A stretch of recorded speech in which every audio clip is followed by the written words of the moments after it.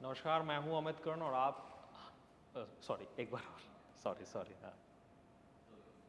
नमस्कार, मैं हूं अमित कर्ण और आप देख रहे हैं दैनिक भास्कर, जहां पर सच करीब से दिखता है और यहां जो हमारे साथ मौजूद हैं वो भी सच अपने दिल के करीब से बोलती हैं। जी हाँ, मैं बात कर रहा हूं धाकड़ कंगना रनौत की। थैंक यू अमित जी, आपने बहुत अच्छा इंट्रोडक्शन दिया मेरा।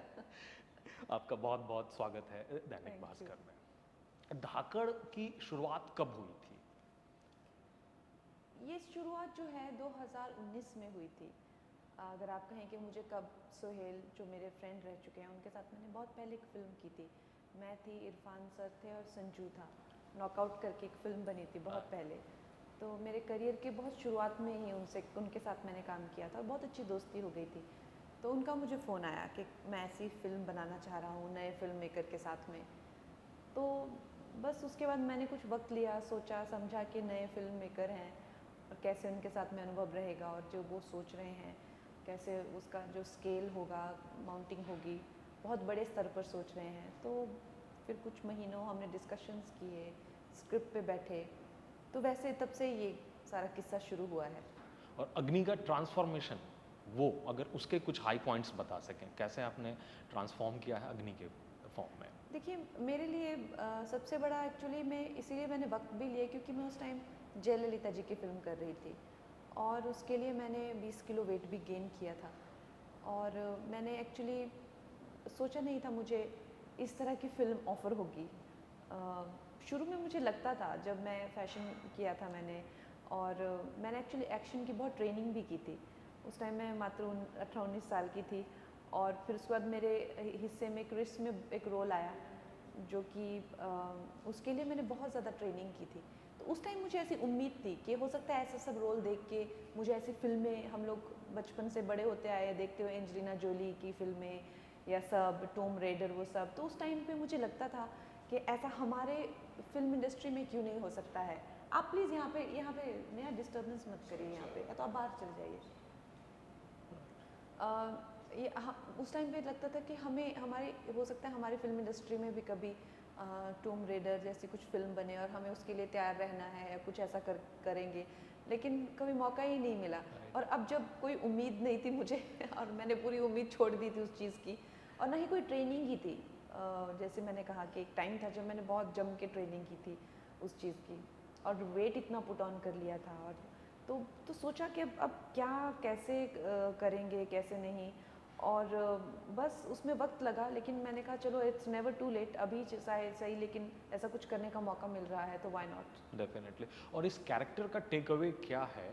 और शूट से रिलेटेड, उस मतलब जहाँ जहाँ शूट हुई है पूरा अब्रॉड शूट हुआ है जी और शायद उस मतलब इंडिया में मतलब दिन होता था तो मतलब उधर रात भी बहुत छोटी होती थी मेरे ख्याल जी से जी जहाँ जी शूट हुआ है ये। जी। राइट, तो उधर मतलब शूट से जुड़ा हुआ किस्सा कुछ बता सकें?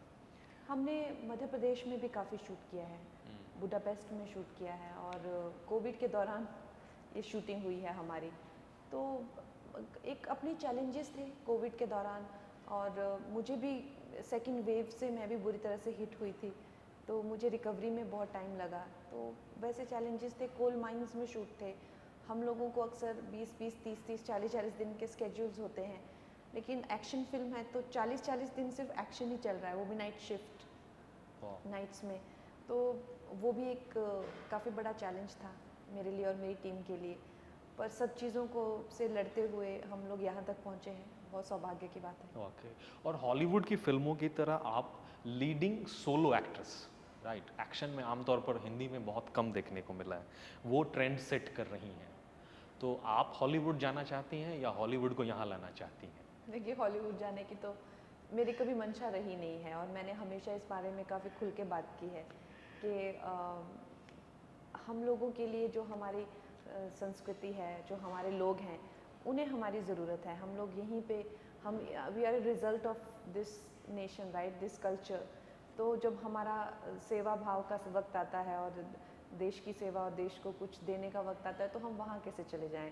आज मुझ में जो भी कलाएं हैं, जो भी लाकत है, जो भी मेरी क्वालिटीज़ हैं, वो मैं ये देश के लिए करना चाहूँगी और मैं कभी नहीं चाहूँगी कि मैं कहीं और जाके बसूँ या कहीं और जाके मैं कहीं और किसी और देश की, किसी और राष्ट्र की सेवा करूँ। ऐसा मैं कभी भी नहीं चाहूँगी। डेफिनेटली। और आप में लीडिंग कैपेसिटी बहुत कम उम्र से ही आ गई थी, 16वें साल से ही आपने बिल्कुल अ, अपने दम पे, अकेले अपने दम पे सब कुछ करना चाहा और मतलब जीत भी हासिल की। तो ये चीज़ कहाँ से आती है आपके भीतर कि मैं ये कर ले जाऊंगी? ऐसा अंदेशा शुरू से रहता है आपको कि आप जिस भी फील्ड में कदम रखेंगे, जैसे आपने मतलब जो अपना प्रोडक्शन हाउस भी खोला है, जी तो जी फिर इधर भी जीत हासिल कर लेंगे, जी जी। वो चीज़ कैसे आती है आपके भीतर? देखिए वो एक ऐसा नहीं है कि हमें भी बहुत वो सेम तरह की मुश्किलें, आशंकाएं होती है, नर्वसनेस होती है। फिर कभी कभी लगता है कि क्यों इसमें हाथ डाला, क्यों ये इतना स्ट्रेस ले लिया, क्यों इतना सारा काम ले लिया अपने ऊपर, ये ऐसा भी दिक्कतें आती है।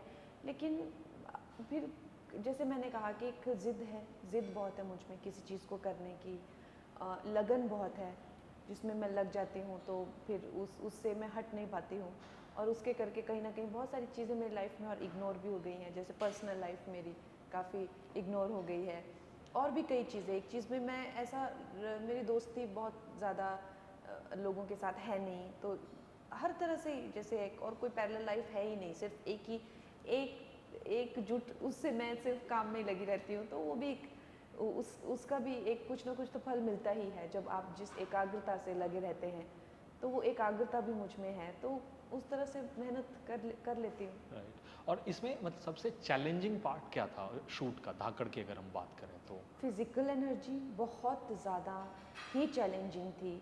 और जैसे मैंने कहा कि हम लोग एज एक्टर्स कभी कभी जब इमोशनल सीन करते हैं, किसी की डेथ का या कुछ भी जब हम पे होता है, तो वो दिन हमारा काफ़ी ख़राब जाता है, क्योंकि एक मान लीजिए आपकी फ़िल्म में अगर वो मात्र 30 सेकंड या 1 मिनट का सीन हो, लेकिन हम तो सारा दिन उसको शूट करते हैं, तो सारा दिन वही मतलब रोना धोना चलता है, या कोई किसी भी तरह का सीन जो आपको इमोशनली चैलेंजिंग हो।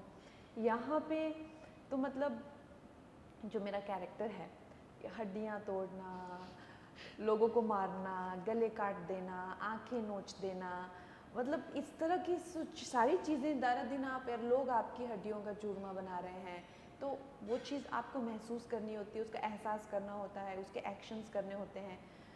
फिर ग्रंट्स आवाज़ें उतना निकाल के वो गला फट जाता था मेरा पूरा, और शरीर में इतना मुक्के लात और वो समरसॉल्ट मुक तो वो सारा बदन दुखने लगता था। और जैसे हमारी शूटिंग की शिफ्ट होती है 10 से 12 घंटे की, तो जो एक साधारण मैं कहूँगी कि आज के ज़माने में हम लोग अगर 45 मिनट या 1 आवर का भी वर्कआउट कर लें, तो एक बहुत स्वस्थ इंसान माना जाता है, और हम लोग उतना ही करते हैं। लेकिन वो ही मुक्का लात ये सब चले जा रहे हैं 12-12 घंटे तक। सोचिए अगर आपको 12 घंटे वर्कआउट करना पड़े तो आपको कैसा महसूस हो। वही उस टाइप की फीलिंग मुझे होती थी कि कहाँ मैं कैसे ये करूँ ये चीज़, और शुरू शुरू में तो बहुत ही ज़्यादा दिक्कत हुई। तो फिज़िकल चैलेंज और फिज़िकल स्टेमिना बहुत ज़्यादा चैलेंजिंग था।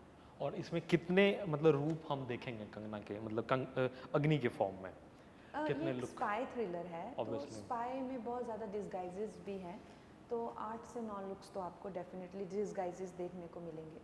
Great, definitely. इतना तो वीडियो तक के लिए था, अब हम लोग प्रिंट के लिए बात करेंगे। ओके।